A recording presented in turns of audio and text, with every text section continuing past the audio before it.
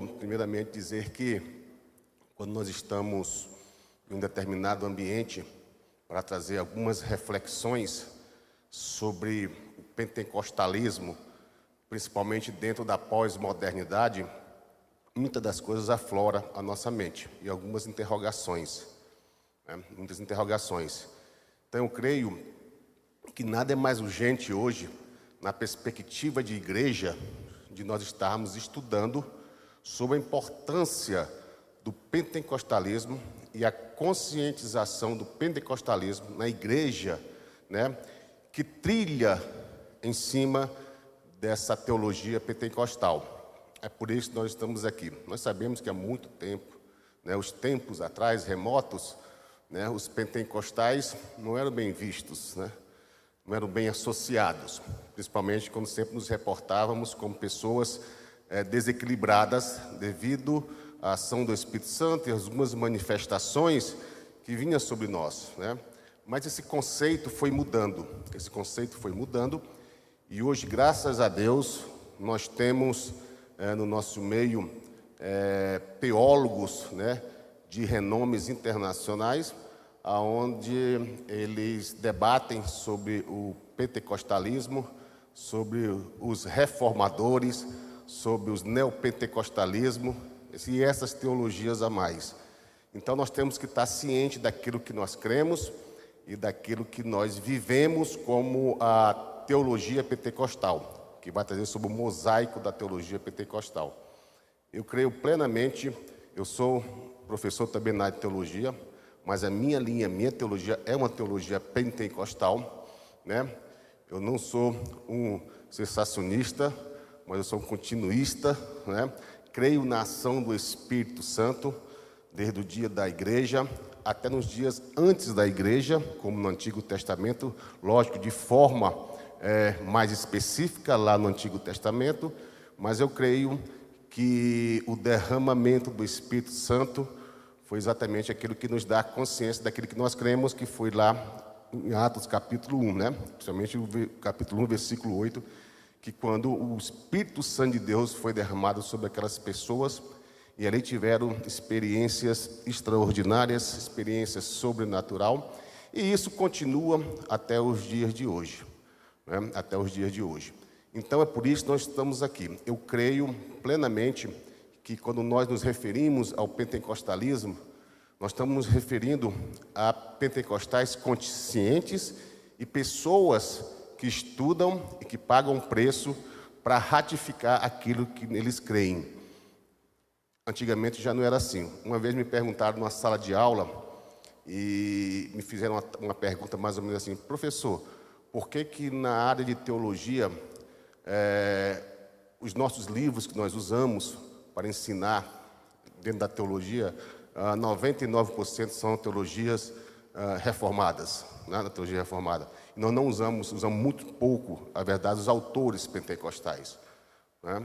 E eu respondi, bom, com os reformadores, com a teologia reformada, nós temos muito que aprender, para trazer o equilíbrio sobre aquilo que nós sentimos e cremos, né? Então, isso foi quebrando esse paradigma, e hoje nós já temos autores extraordinários, né, como Gordon Fee, é um desses daí, e é até o nome também da escola lá do pastor Reginaldo, Gordon Fee, que é uma pessoa que me inspira muito também na teologia pentecostal, e outros mais. Mas o que eu quero dizer é o seguinte: nós vivemos e compreendemos que o Pentecoste é uma realidade em nossas vidas, que a nossa teologia é uma teologia pautada na realidade do Espírito Santo, e que não só no sentido de sentimentos e intuições. Antigamente as pessoas falavam que nós tínhamos apenas sentimentos de arrepio, de sentir algo, de intuições. Hoje não. Hoje nós trabalhamos diante de toda a linha teológica, né, para afirmarmos aquilo que nós cremos, sobre os dons do Espírito Santo, sobre o fruto do Espírito, né, sobre a ação do Espírito Santo nos dias de hoje, sobre como nós sentimos, como nós vivenciamos, como nós cremos, como nós estudamos. Então, hoje nós temos uma base mais sólida sobre aquilo que nós cremos dentro dessa perspectiva pentecostal.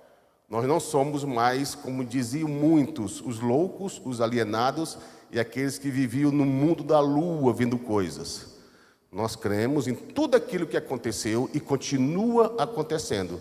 É por isso que houve grandes avivamentos, né? Como lá na Rua Azusa, no país de Gales e outros países a mais, o avivamento é muito forte, como está acontecendo nos dias atuais. Então, eu acho muito viável e muito bacana esse momento que nós estamos vivendo, para trazer essa consciência, porque nós somos pentecostais, né? Será que isso é uma terceira via da teologia? Será que isso faz parte da Bíblia? Será que isso é uma ruptura com a teologia reformada? Não, não. Algumas pessoas pensam que o pentecostalismo, a ação Pentecoste aconteceu ali na Rua Azusa, né? Mas não, o Pentecoste aconteceu exatamente lá em Jerusalém, na época da igreja, né? É por isso que nós firmamos tudo aquilo que nós cremos, pautado nas Escrituras, não em subjetivismo, intuições baratas e aquilo que sentimos. Não, o pentecostalismo, ele é um arcabouço, ele é, sim, uma série de ações, tanto no nosso espírito, na nossa alma, no nosso intelecto. É por isso que nós conseguimos racionalizar, sim, a nossa fé pentecostal. A nossa fé pentecostal não é uma fé irracional, ilusória e louca. Não, nossa fé pentecostal é uma fé que é baseada, sim, nas Escrituras, pautada nos ensinos de Cristo, na palavra de Deus, na inerrância da palavra, na divindade de Cristo e na consciência que a Bíblia é a palavra de Deus, e nós cremos em tudo aquilo que está ali, lógico, evidente, com toda a leitura, com todas as responsabilidades de interpretações, dentro da própria hermenêutica, da própria exegese, da própria interpretação. Nós entendemos dessa forma e fazemos a nossa leitura compreensível e de forma acessível para que nós possamos compreender o pentecostalismo. É por isso que eu acho muito bacana que tenha mais desses encontros, né? Dessas pessoas que pensam que tem essa linha teológica.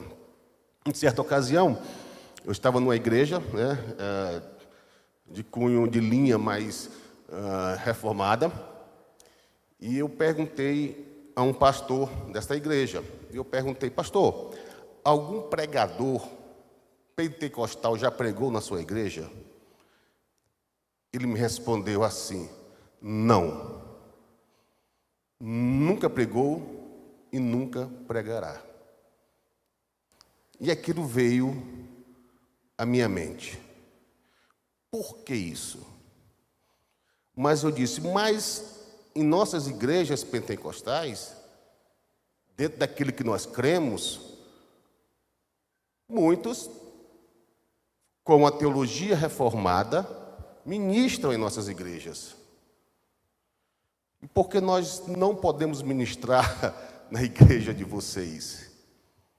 Ele falou, porque o corpo eclesiástico desta igreja não deixa. E aí veio aquele pensamento, será que nós somos sectaristas, exclusivistas? Será que nós temos o domínio, ou eles têm o domínio de toda a teologia? Será que eles têm o domínio, eles têm a verdade absoluta, nós vivemos no engano? Não, sabe por quê, meus queridos? É porque exatamente essas teologias de divisão é que afasta a igreja. Nós todos temos que aprender tanto com eles, como eles têm que aprender com nós. Então isso é uma junção de sabedoria, de espiritualidade, para que venhamos somar e dizer, somos uma única igreja. Não é isso? Então, que nós possamos ficar ligados hoje aqui, nesse ensino, né, nesse estudo, que eu creio que o João, o Reginaldo, as pessoas que aqui estão, são pessoas extremamente capacitadas para trazer essas informações tão preciosas. Que Deus abençoe vocês, fiquem com Deus e um bom estudo hoje.